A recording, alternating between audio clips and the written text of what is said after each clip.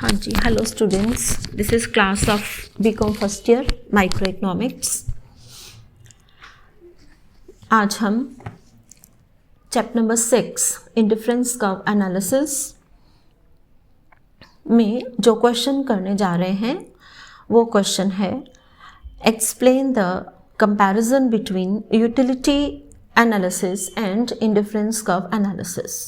उपयोगिता विश्लेषण और तटस्थता वक्र विश्लेषण की तुलना करें।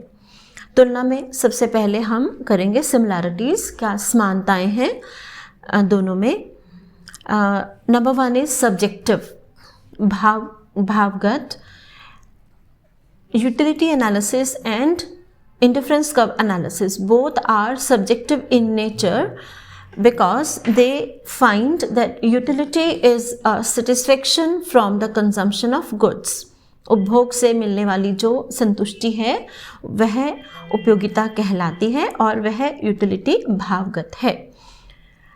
यूटिलिटी एनालिसिस में हम यूटिलिटी को मेज़र कर सकते हैं और टोटल यूटिलिटी को कैलकुलेट कर सकते हैं। We can calculate the total utility by adding up the utility derived from different units of a commodity.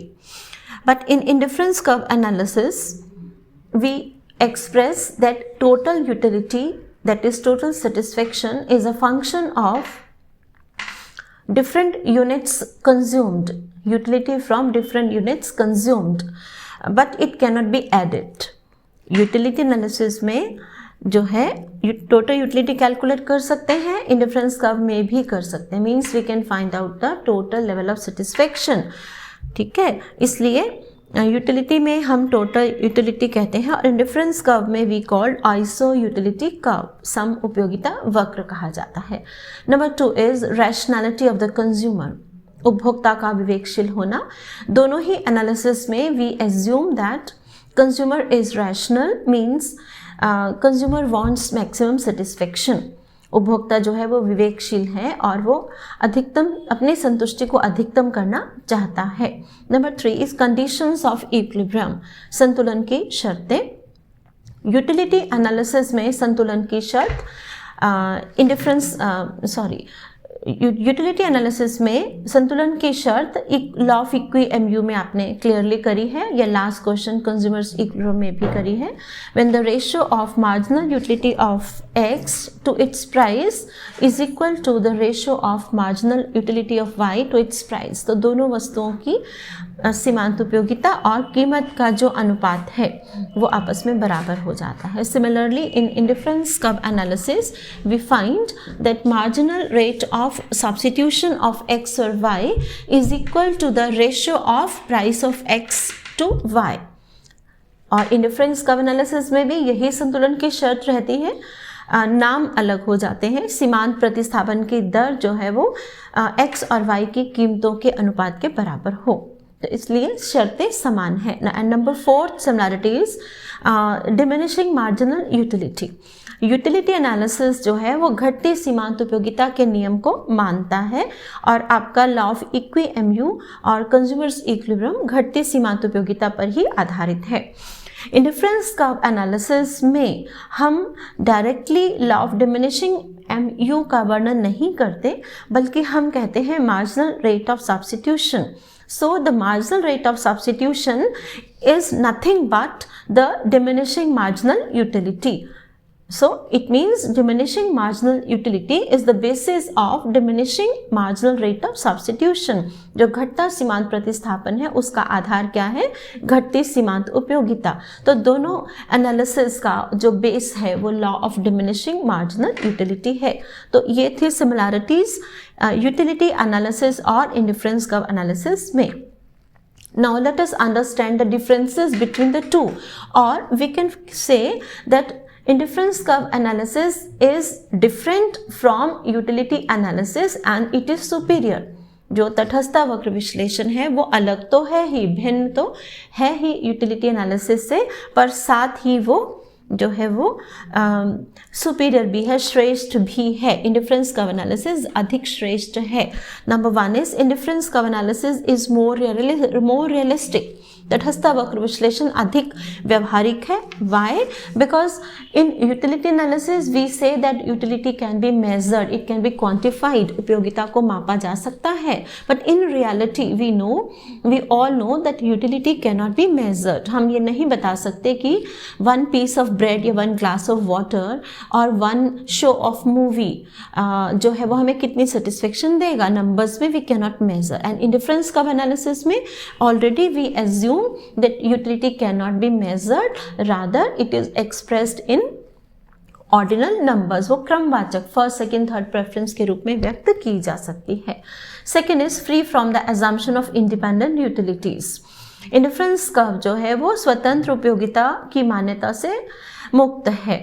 स्वतंत्र उपयोगिता means that commodities they are independent of each other, means the satisfaction derived from one commodity, say car, is independent of the satisfaction derived from petrol. दोनों की उपयोगिता एक दूसरे पर निर्भर नहीं करती. It means that goods are not related goods. But in reality indifference curve analysis जो है वो better है, because in indifference curve analysis हम ये मानते हैं that utility और satisfaction derived from different commodities is dependent on each other. एक दूसरे पर उपयोगिता निर्भर करती है. और वास्तव में भी ऐसा ही होता है. जैसा कि हम जानते हैं कि कार और पेट्रोल की यूटिलिटी या और किन्हीं 2 या 4 कमोडिटीज़ की यूटिलिटी एक दूसरे के प्रति कॉम्प्लीमेंट्री है या कॉम्पिटिटिव है. Next point is marginal utility of money. मुद्रा की सीमांत उपयोगिता. In utility analysis we assume that MU of money is constant, वो स्थिर है. But in the real life we find that MU of money, मुद्रा की सीमांत उपयोगिता, कांस्टेंट नहीं है. और इंडिफरेंस कर्व एनालिसिस में यही मान्यता सही ली गई है. वो मानते हैं कि मनी की MU जो है वो कांस्टेंट नहीं है. Next point is separation of income and substitution effects. आय और प्रतिस्थापन प्रभाव को पृथक करना. In utility analysis we cannot separate out income and substitution effect, but in indifference curve analysis it is possible that we separate the price effect into 2 parts, income and substitution effect. तो indifference curve analysis में यह संभव है कि हम कीमत प्रभाव को 2 भागों में बांट सकें, आय प्रभाव और प्रतिस्थापन प्रभाव में. Next is Giffen's paradox. Giffen का विरोधाभास.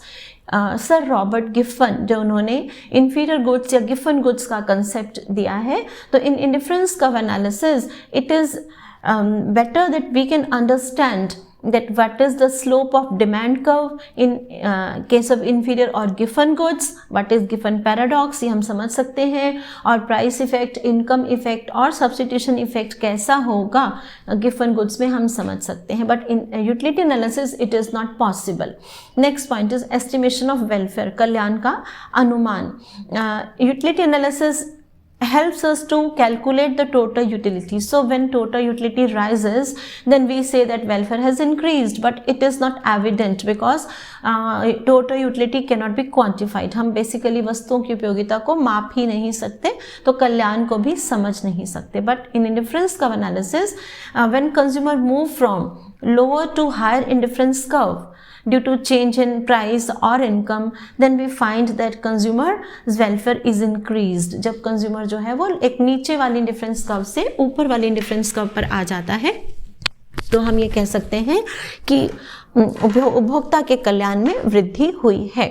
Next point, last point is realistic foundations. Utility analysis is based on the law of diminishing marginal utility. और ये लॉ किस पर बेस्ड है? That cardinal measurement of utility is possible. Means घटती सीमांत उपयोगिता का नियम आधार है यूटिलिटी एनालिसिस का. और उसके लिए क्या ज़रूरी है कि हम यूटिलिटी को कार्डिनल नंबर्स में मेजर कर सकें, which is practically not possible. But indifference curve analysis का बेसिस क्या है? Law of diminishing marginal rate of substitution, घटती सीमांत प्रतिस्थापन की दर. And it is more realistic. So it means that on the basis of above points we can say that there are 2-3 similarities between utility analysis and indifference curve analysis, but there are much differences, and these differences prove that indifference curve is more realistic and more superior to the utility analysis. So निष्कर्ष के रूप में हम कह सकते हैं कि दोनों विश्लेषणों में कुछ समानताएं हैं, लेकिन तटस्थ वक्र विश्लेषण अधिक श्रेष्ठ है उपयोगिता विश्लेषण की तुलना में. Thank you.